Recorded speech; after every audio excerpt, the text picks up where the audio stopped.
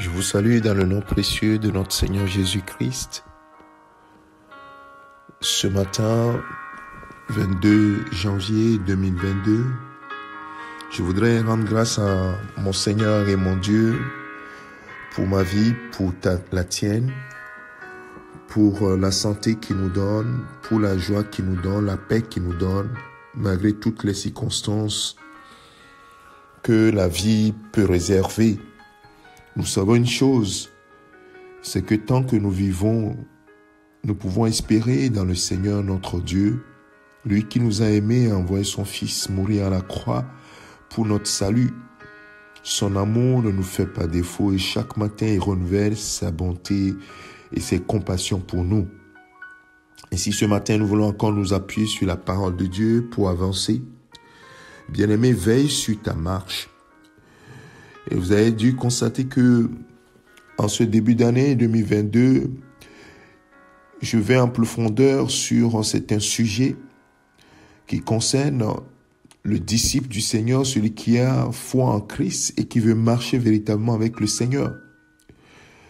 Vous savez, comme dans toutes les compétitions ou dans toutes les disciplines, on va dire, il faut de la rigueur dans ce que nous faisons.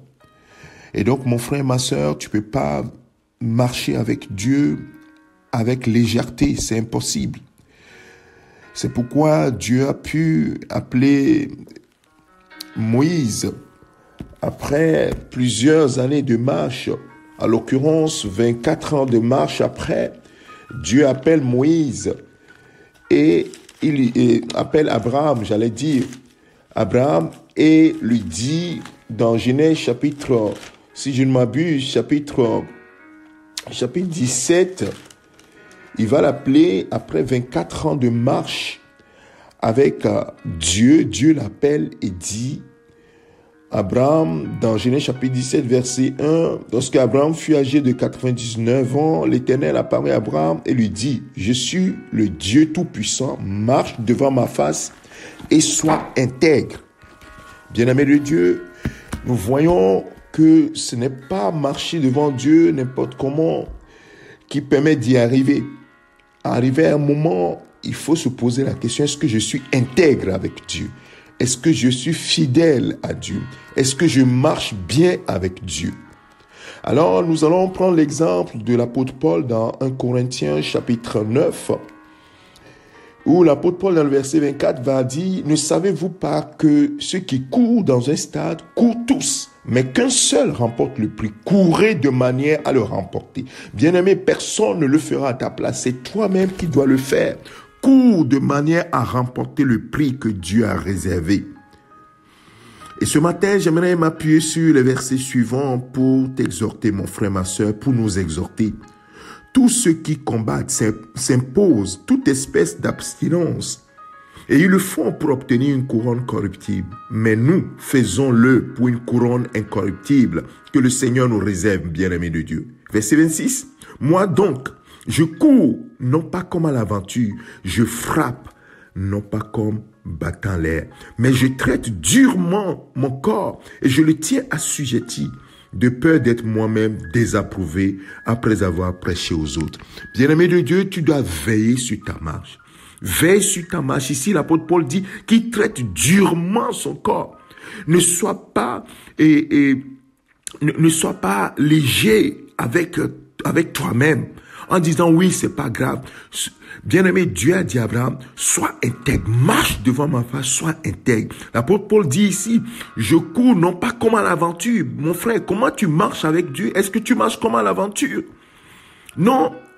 Il faut que tu traites durement ton corps. Il y a des choses que tu dois arrêter de faire. Il y a des choses que tu dois arrêter de dire. Il y a des comportements que tu dois ôter de ta vie. Afin de marcher bien devant Dieu, mon frère, ma sœur.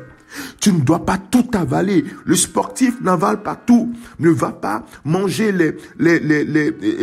n'importe quel aliment. Il sait ce qui est bon pour lui. Il va chercher ce qui va l'aider à pouvoir bien courir sur le stade.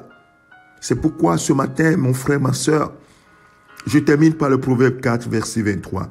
Garde ton cœur plus que toute autre chose, car de lui viennent les sources de la vie.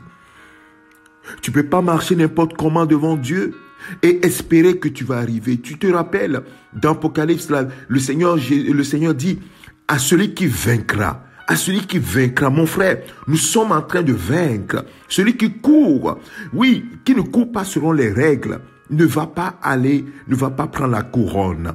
Il faut courir selon les règles. Il faut se mettre dans les rangs, courir dans son couloir, mon frère, ma soeur. Garde ton cœur plus que toute autre chose. Ne te laisse pas aller, mais traite durement ton corps et tiens assujetti ton être afin de marcher devant le Seigneur de manière fidèle et de façon vraiment à obéir à la parole de Dieu. Il n'y a pas de miracle.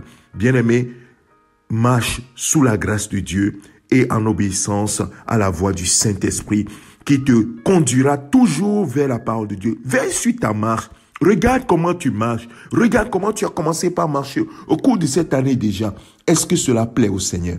Le Saint-Esprit sûrement te dit quelque chose. Est-ce que cela convient à un enfant de Dieu? Est-ce que cela convient à un disciple de Jésus-Christ? Est-ce que cela convient à celui qui marche dans la sainteté devant le Dieu grand, puissant, glorieux, qui a donné son Esprit Saint, afin que par lui, nous puissions marcher sur cette terre en vainqueur. Que le Seigneur nous aide à prendre conscience et à rectifier le tir et à revenir au Seigneur, à nous soumettre au Saint-Esprit et à la parole de Dieu. Que le Seigneur te bénisse. Je te souhaite un excellent week-end. Médite ces paroles, frères et sœurs. Méditons ces paroles et mettons-nous vraiment dans les rangs comme le Seigneur le veut. Que le Seigneur te bénisse. C'est ton serviteur, le pasteur Alexandre, au nom de Jésus-Christ. Amen.